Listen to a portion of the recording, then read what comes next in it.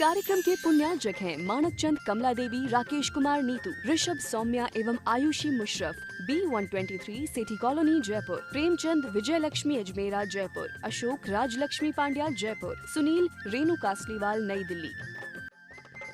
श्री नरेंद्र, श्रीमती सुदेश रानी जैन, विपिन कुमार, संगीता जैन, मुजफ्फरनगर निवासी, प्रवासी दुर्गापुर, पश्चिम बंगाल, संजय दीपा जैन, राजीव सोनिया जैन, पूनम चंद सविता जैन मेरठ, पंकज श्वेता जैन दिल्ली, अभिषेक रिद्धि सिद्धि वैभव, आंचल सोबित जैन एवं समस्त नावला परिवार। Arnav Jain, Aaradhya Jain, doctor Ashish, doctor Anjali Jain, doctor PK Jain, Gunmala Jain, Kirtinagar Jaipur, Adishwar Jain, Sunita Jain, Prateek Jain, Neha Jain, Vaibhav Jain, Paridhi Jain, Prerit, Prakshal, Paridhi, Prapti, circular road, Shahdara Delhi, Nagarmal Jain, Vishal Jain, Swasti Jain, Samarth Jain, Kashish Jain, M3M golf estate, golf course extension road, Gurugram. Shri Jay Kumar Sulochana जी की 50वीं शादी की सालगिरह के उपलक्ष्य में JK मसाला कोलकाता। जय जिनेन्द्र। 8 कम मुके 8 गुण अणुव में सिद्धे 8 पुड़विण विठे निठ्य कज्जेय वंदिमो नित्यम। पंच परमेष्ठी भगवान की जय। हम सभी ज्ञानशाला में श्रामण्य अधिकार की चर्चा कर रहे हैं। पिछली ज्ञानशाला की कक्षा में हमने यह चतुर्थ अधिकार श्रामण्य अधिकार प्रारंभ किया था। क्या था उसमें? हमने देखा कि जो दर्शन है, निर्ग्रंथ दिगंबर अवस्था है, वह ही वंदनीय है। आचार्य भगवान ने स्पष्ट कहा दर्शनहीन की हमें वंदना नहीं करनी चाहिए। आगे आज की इस कक्षा में हम सभी पुनः समझेंगे आचार्य भगवान कुंद स्वामी महाराज दर्शन किसे कहते हैं। आइए गाथा क्रमांक 99 आगे बढ़ते हैं। दंसे मोक्ष मग्गम सम्मतम संयमम सुधम मम च निगंतम प्राणमयम जिणमग्गे दंसणम भणियम। दर्शन की परिभाषा क्या है? आइए देखते हैं। दंसेई मोक्ष मग्गम, दंसेई दिखलाता है। किसे दिखलाता है? मोक्ष मग्गम अर्थात मोक्ष मार्ग को, जो मोक्ष मार्ग को दिखलाता है। सम्मतम संयमम सुधम्मम च, वह मोक्ष मार्ग कैसा है? सम्मतम सम्यक्त्व से युक्त है, सम्यक दर्शन से सहित है। संयमम अर्थात संयम से सहित है। सुधम्मम च और समीचीन धर्म से युक्त है, अर्थात सच्चा धर्म, व्रत उपवास तपस्या आदि उस धर्म से जो युक्त है। अर्थात जो सम्यक्त्व, संयम और सुधर्म रूप जो मोक्ष मार्ग है, उस मोक्ष मार्ग को जो दिखलाता है, उसको बताता है, उस रूप आचरण करता है। निग्रंथम कैसा होता है वह दर्शन? निर्ग्रंथ, ग्रंथ का मतलब परिग्रह, जो परिग्रह से रहित होता है। ज्ञानमयम ज्ञानमय होता है, अर्थात सम्यक ज्ञान से सहित होता है। जिणमग्गे दंसणम भणियम, उसे जिणमग्गे जिन मार्ग में अर्थात जिन धर्म में, दंसणम अर्थात दर्शन, भणियम अर्थात कहा जाता है। उसे जिन मार्ग में दर्शन कहा जाता है। किसे कहा जाता है? एक बार फिर से समझें। पिछली कक्षा में हमने दर्शन की परिभाषा पढ़ी थी, जिसमें आचार्य भगवान कुंद स्वामी महाराज ने बतलाया था कि जो दोनों प्रकार के परिग्रह से रहित होते हैं, संयम को अपने जीवन में ग्रहण करते हैं, और जो खड़े होकर के आहार ग्रहण करते हैं, जो अपने इंद्रियों में पंचेंद्रिय के विषयों को प्रवेश नहीं करने देते, उसका नाम है दर्शन। वैसी ही परिभाषा आचार्य भगवान यहाँ बोध पाहुड़ की गाथा में कह रहे हैं। भैया जी, यहाँ मोक्ष मार्ग क्या है और उसको दिखलाने से क्या मतलब है? मोक्ष मार्ग की सीधी सी परिभाषा आचार्य भगवान उमा स्वामी महाराज ने तत्वार्थ सूत्र जी के प्रथम अध्याय के प्रथम सूत्र में ही लिखी है।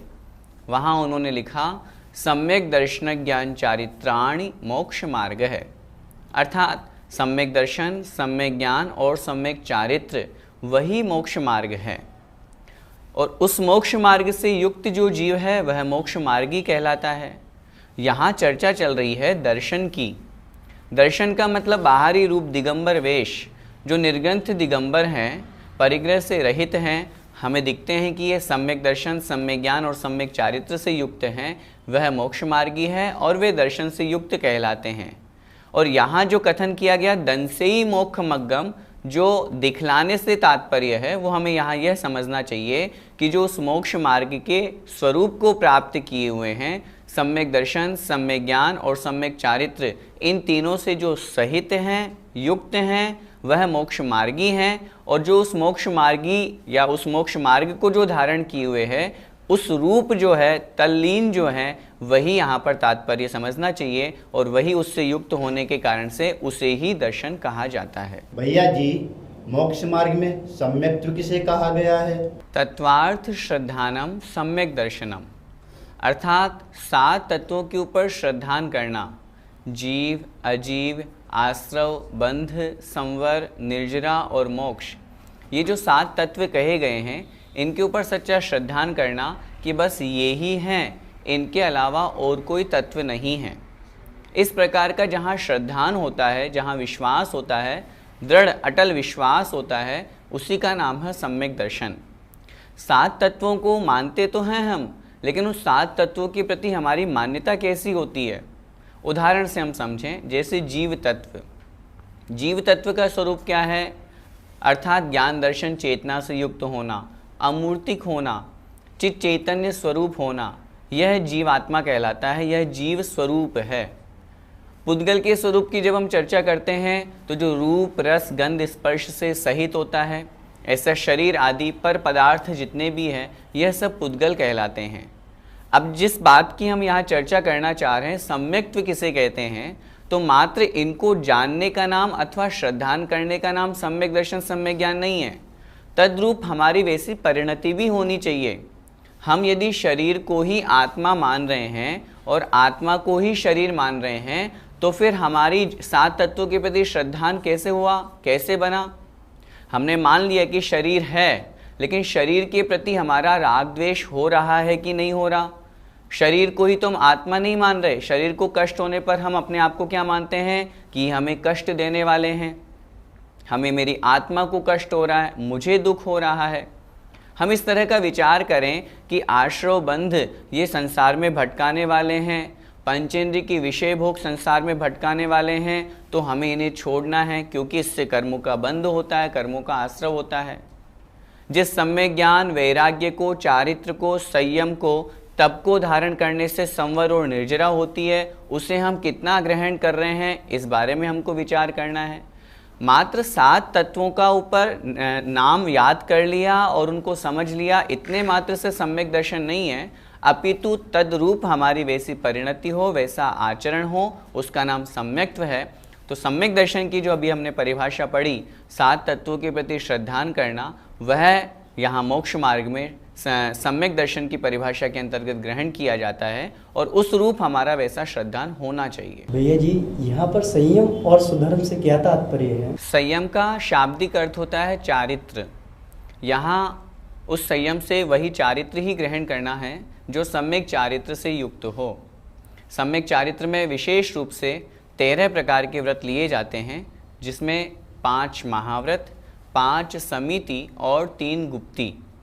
इन 13 प्रकार के चारित्र का जो पालन करते हैं वे संयम से युक्त मुनि महाराज कहलाते हैं। 5 प्रकार के महाव्रत में अहिंसा महाव्रत, सत्य महाव्रत, अचौर्य महाव्रत, ब्रह्मचर्य महाव्रत और अपरिग्रह महाव्रत। इस प्रकार 5 पापों का पूर्ण रूप से त्याग करना, सूक्ष्म रूप से भी किसी जीव की हिंसा नहीं करना, झूठ नहीं बोलना, चोरी नहीं करना, कुशील अब्रह्म का सेवन नहीं करना और परिग्रह रंच मात्र भी, एक धागा भी अपने पास में नहीं रखना। इस प्रकार 5 पापों का पूर्ण रूप से त्याग करना, यह 5 महाव्रत कहलाता है। 5 समिति। समिति किसे कहते हैं? यत्नाचार पूर्वक प्रवृत्ति करने का नाम समिति है। यह भी 5 प्रकार की होती है। एरिया समिति, भाषा समिति, आदान निक्षेपण समिति, प्रतिष्ठापन समिति और ऐषणा समिति। एरिया समिति, गमन करते समय अपने आगे की 4 हाथ जमीन देख करके गमन करना, जिससे किसी भी जीव की हिंसा नहीं हो।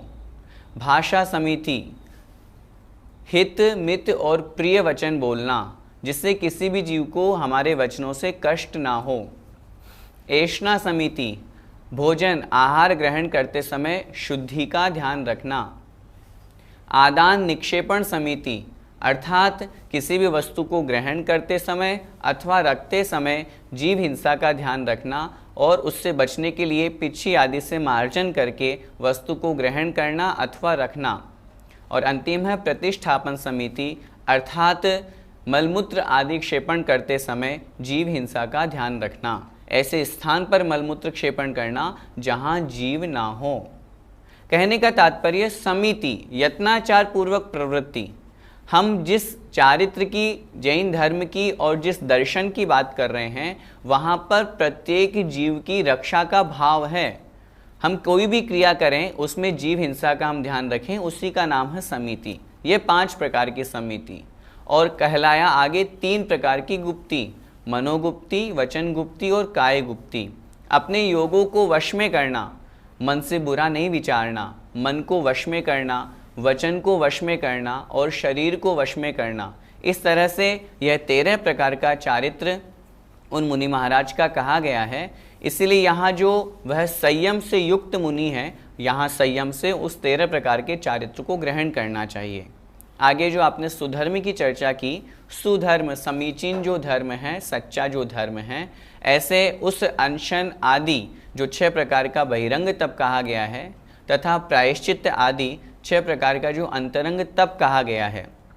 वैसे तो धर्म से तात्पर्य जो जीवों की रक्षा करने वाला है, वस्तु का स्वभाव है, उस रूप धर्म होता है। लेकिन चूंकि यहाँ मोक्ष मार्ग रूप समीचीन धर्म की चर्चा चल रही है, इसलिए यहाँ जो 12 प्रकार के तप तपे जाते हैं उनसे जो युक्त होता है वह सुधर्म से युक्त कहलाता है। तो सम्यक्त्व, संयम और समीचीन धर्म, तप तपस्या रूप जो धर्म है, इन तीनों स्वरूप जो मोक्ष मार्ग है वह दर्शन कहलाता है। इस प्रकार समझना चाहिए। क्या सम्यक्त्व रहित मुनि पूजनीय नहीं है? जो सम्यक्त्व से रहित है वे तो मुनि ही नहीं हैं, पूजनीयता की क्या बात करें। सम्यक्त्व का गुणस्थान 4था, मुनि महाराज का गुणस्थान 6, 7वां। जो सम्यक दर्शन, सम्यक ज्ञान और सम्यक चारित्र, इन तीनों रत्नों से जो सहित हैं, ऐसे 28 मूलगुणधारी मुनि महाराज ही वंदनीय और पूजनीय कहे जाते हैं। अब जिनका सम्यक दर्शन ही नहीं है वे मुनि कदापि पूजनीयता की कोटि में नहीं आ सकते। यह हम स्वयं यहाँ पर पढ़ रहे हैं ना। पिछली ज्ञानशाला की कक्षा में भी हमने देखा, पिछली गाथा में भी हमने देखा, आचार्य भगवान स्पष्ट कह रहे हैं, दंसण हीणोण वन दिव्यो, जो दर्शन से हीन है, जिनकी निर्गंथ दिगंबर अवस्था नहीं है। अब आपने चूंकि मुनि की चर्चा करी, निर्गंथ दिगंबर अवस्था है लेकिन सम्यक्त्व नहीं है, जो 7 तत्वों के ऊपर श्रद्धा नहीं करते हैं, सिर्फ ऐसे ही किसी के कहने पर मुनि बन गए हैं, मन में किसी तरह से धर्म के प्रति श्रद्धा नहीं है, जो मिथ्या दृष्टि जीव की मान्यता है, जीव को आत्मा को जीव समझता है, शरीर को आत्मा समझता है और आत्मा को ही शरीर समझता है, इस तरह की जिनकी मान्यता है, जो ख्याति लाभ पूजा आदि के निमित्त से मुनि अवस्था धारण कर लिए हैं, जो स्वयं उस रूप हो करके जो कुदेवी देवता हैं, मिथ्या देवी देवता हैं, रागी द्वेषी देवी देवता हैं, स्वयं उनकी पूजा कर रहे हैं, 7 तत्वों के प्रति जिनका श्रद्धा नहीं है, सच्चे देवशास्त्र गुरु को स्वयं ही नहीं मान रहे, वे सम्यक्त्व से रहित हैं। भले ही वे निर्गंथ दिगंबर हो गए हैं, लेकिन वे उस दर्शन से रहित होने के कारण, निर्गंथ दिगंबर अवस्था को धारण करने के बावजूद भी सम्यक दर्शन से रहित होने के कारण वे पूजनीय नहीं हैं। पहली बात। दूसरी बात, जब हम गुणस्थान की अपेक्षा चर्चा करते हैं, अनंतानुबंधी क्रोधमान माया लोभ, मिथ्यात्व, सम्यक मिथ्यात्व और सम्यक प्रकृति, इन 7 प्रकृतियों का उपशम होना, क्षय होना अथवा क्षयोपशम होना, यह सम्यक दर्शन कहलाता है। लेकिन हम विचार करें कि किस व्यक्ति को इस प्रकार का सम्यक दर्शन हुआ या किसको नहीं हुआ, ये हम नहीं जान सकते। इसलिए कौन सम्यक दृष्टि है, कौन मिथ्या दृष्टि है, ये हम नहीं पता लगा सकते। हम तो सिर्फ इतना जानते हैं, आगम के अनुसार चर्या करने वाले 28 मूल गुणधारी रत्नत्रय के सेवक जो निर्गंथ दिगंबर पिच्छी कमंडलधारी मुनि महाराज हैं, वे हमारे लिए वंदनीय हैं। यदि 28 मूल गुण के धारी नहीं हैं, उनमें किसी प्रकार का कोई मूल गुण कम हो रहा है, दोष लग रहा है, उनका दर्शन शुद्ध नहीं है, तो फिर वे मुनि नहीं हैं, वे मुनि की कोटि में नहीं आएंगे और उन्हें हम वंदना नमस्कार नहीं कर सकते। दर्शन की परिभाषा समझने के पश्चात अब जो उस दर्शन से युक्त, उस मुनि मुद्रा से युक्त होते हैं, उनका कितना बड़ा महत्व है, वे कितने ऊंचे पद को धारण किए हुए होते हैं, आइए उसे हम समझते हैं। गाथा क्रमांक 100। जह मूलम निविणट्ठे दुमस्य परिवारणत्ति परिवड्ढि तह जिण दंसन भट्टा मूल विणट्ठाण सिज्जन्ति।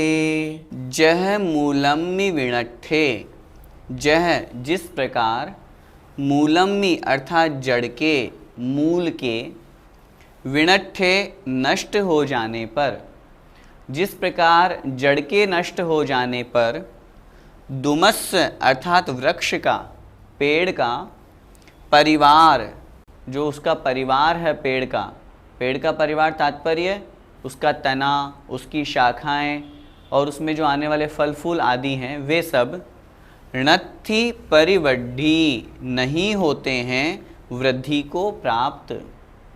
क्या मतलब? यदि जड़ ही समाप्त हो गई, जड़ ही नहीं रही, तो फिर वो वृक्ष की उत्पत्ति, स्थिति और वृद्धि कैसे संभव हो सकती है। इसलिए आचार्य भगवान एक उदाहरण के माध्यम से यहाँ हमको समझाने का प्रयास कर रहे हैं। कह रहे हैं, एक बार फिर से देखो, जिस प्रकार जड़ के नष्ट हो जाने पर वृक्ष का जो परिवार है, तना, शाखा, उपशाखा, उसके पत्ते, फल फूल आदि, वे वृद्धि को प्राप्त नहीं होते हैं।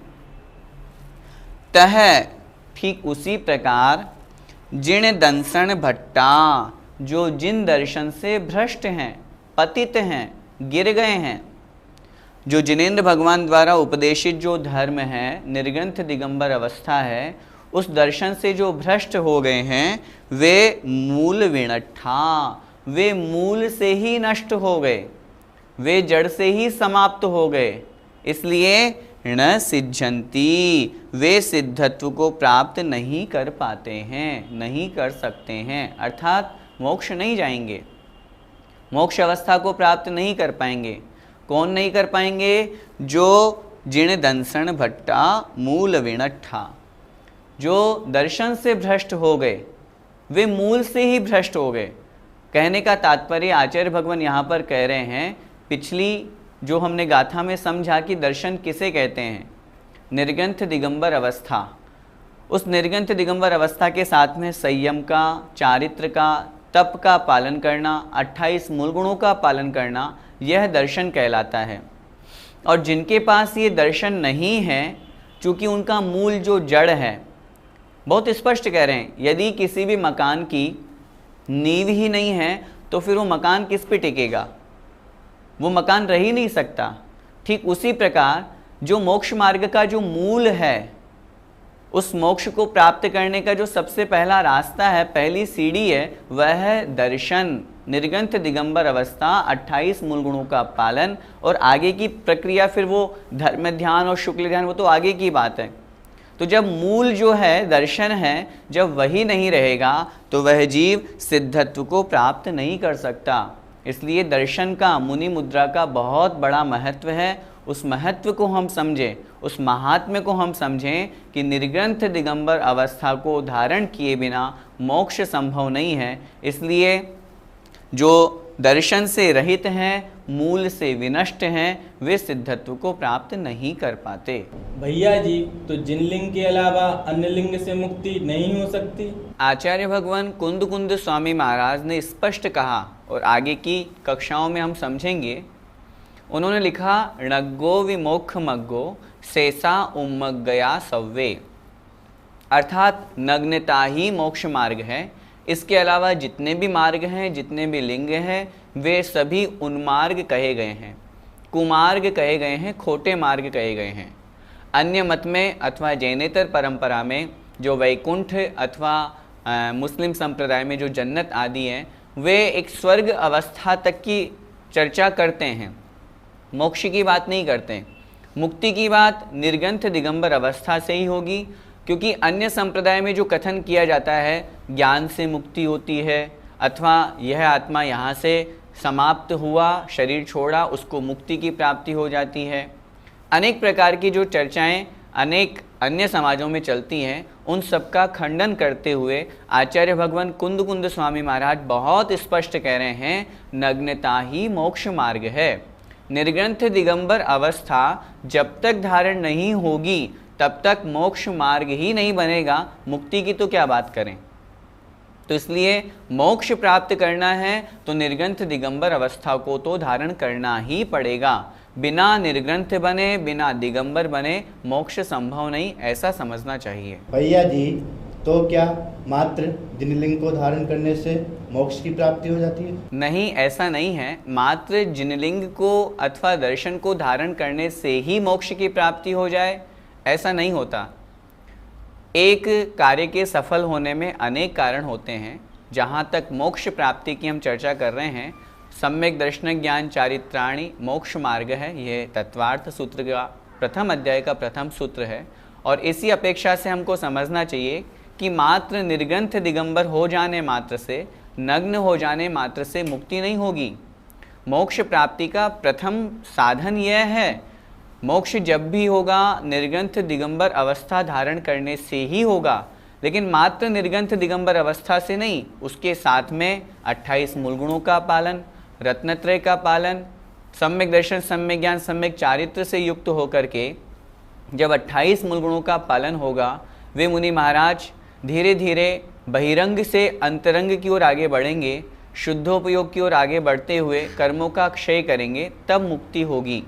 इसलिए मात्र जिनलिंग से अथवा नग्न होने मात्र से मुक्ति नहीं, उस जिनलिंग के साथ में तद्रूप वैसा आचरण, वैसे परिणाम और वैसे परिणामों की विशुद्धि भी होना अनिवार्य है। वही मोक्ष मार्ग 28 मूल गुणों से युक्त मुक्ति में कारण कहा गया है। भैया जी, यहाँ पर वृक्ष का उदाहरण किस प्रकार समझना चाहिए? वृक्ष के उदाहरण से हमें यह समझना है, आचार्य भगवान वृक्ष की जो जड़ है, वृक्ष का जो मूल है, उसे दर्शन कह रहे हैं, उसको उदाहरण से समझा रहे हैं कि जैसे एक पेड़ होता है, वो पेड़ बहुत बड़ा है, बहुत घना है, बड़ी बड़ी शाखाएं उपशाखाएं उस पेड़ की हैं, लेकिन वो क्यों हैं, उसके पीछे उसका जो मूल कारण है वह है उसकी जड़। वो जमीन में जितना गहरा उसकी जड़ होगी, उतनी अच्छी प्रकार से वो अपनी स्थिति रख सकता है, अपना प्रभाव दिखा सकता है और उतने अधिक समय तक वो वृक्ष रूप में परिणत रह सकता है। यदि वो जड़ नहीं है तो फिर उस वृक्ष की उत्पत्ति, उस वृक्ष का तना, उस वृक्ष की शाखाएं, उपशाखाएं, उनमें जो पत्ते आ रहे हैं, उनमें जो फूल आ रहे हैं, उनमें जो फल आ रहे हैं, वो कैसे संभव हो सकते हैं। ठीक इसी प्रकार मात्र निर्ग्रंथ दिगंबर अवस्था जब तक ये मूल है मोक्ष मार्ग का और मोक्ष प्राप्ति का, पुरुष लिंग धारण करके निर्ग्रंथ दिगंबर अवस्था जब तक नहीं होगी, तब तक हम रत्नत्रय का पालन, परिग्रह के त्यागी और मोक्ष मार्ग में आगे नहीं बढ़ सकते।